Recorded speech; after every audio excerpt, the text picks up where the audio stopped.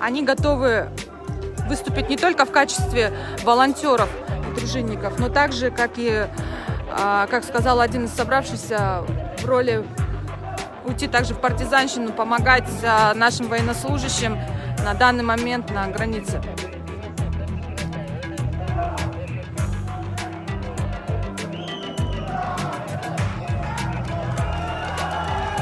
Мы видим, что на плакате написано «Дайте нам оружие, мы готовы защищать Родину».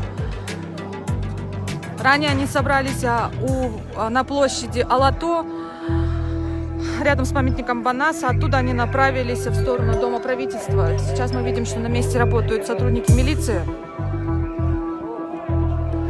Видим, что количество митингующих увеличивается.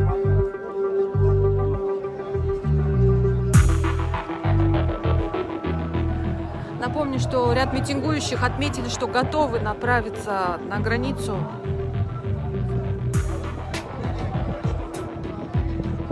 Помочь нашим военнослужащим.